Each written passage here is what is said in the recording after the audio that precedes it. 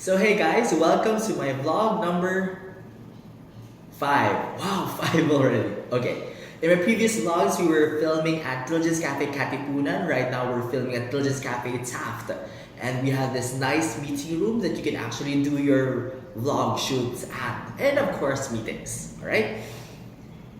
Like my first vlog post, I just want to answer this question that people ask me a lot. I know that this will be helpful. I hope it will. People ask me, sir, how do you pitch? Or what are the things that you consider when doing a pitch? For me to answer that, I just want to relate the other definitions of the word pitch to the pitch that we all know, which is to present. I'm not sure if this is linguistically correct for me to be able to relate all of these, but I just like relating them all so that there will be more richness and more depth to this. Number one, another first definition of pitch is like pitch black. Like you don't see anything. Like sometimes when we present to people and they're like, what's that? Or they don't understand. Or people are like, bah? Sometimes we pitch something and they don't really understand what we're talking about. Maybe you just need to change. Sometimes another definition of pitch is like in softball or in baseball where you throw a ball and then you just assume that someone will catch it or hit it, or maybe nothing actually happens. You try to hit it with all, you try to throw it with all of your might, or it's not even gonna go far. Yeah, sometimes we're aimless when we do our pitches. We just present for the sake of presenting, not knowing if it's gonna be effective or not.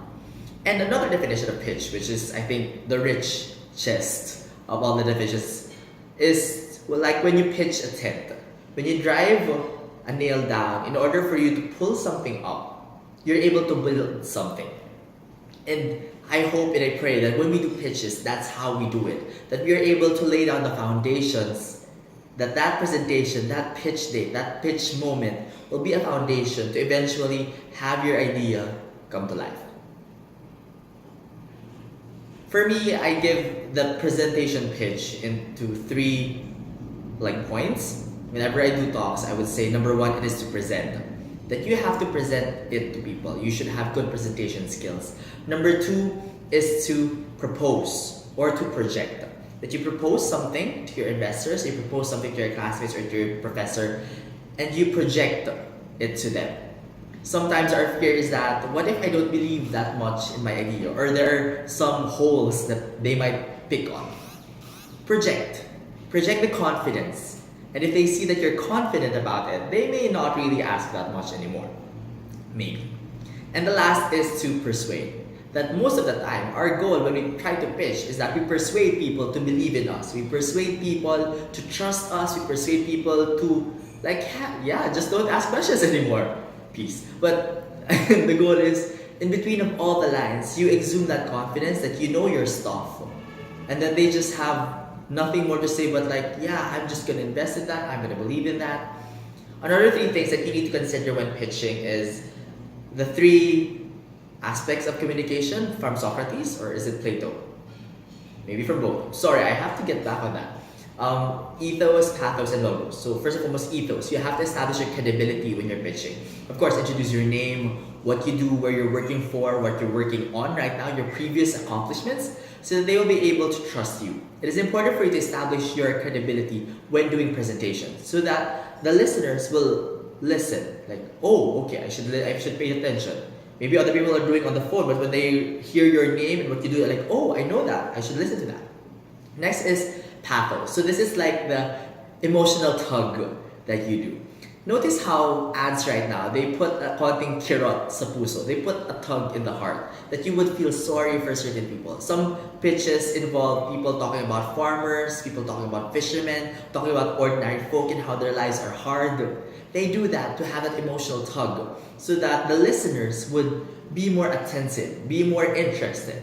Just don't overdo it because it's gonna be just a sad story if you overdo it. Strike the balance doing that. And the last part is logos. So logos is the analytical part. So this is the finances, these are the trends, these are the operational parts. This is the boring side of pitches. But these are things that people actually also want to hear after they're convinced with your ethos and your pathos. What I do personally, when I prepare pitches, I establish really that ethos first, that pathos, and a little logos. like ballpoint figures. But I prepare the bulk part afterwards. Like example, if I have presentation deck, I present only a few slides of the logos, and then I have a lot of other slides prepared just for them if they ask additional questions during the Q&A. So that's also how I recommend it. That you, more than that, make sure that you're not boring as a speaker. Please, please, please practice.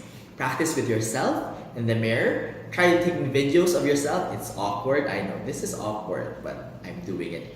Try pitching to your friends little by little, and maybe when you're more confident, pitch to strangers. Just see how they react to it. And try noticing how you use your hands. Like how Obama uses small hands, big hands. So he has pointing out small points and big points, or do like that, like that.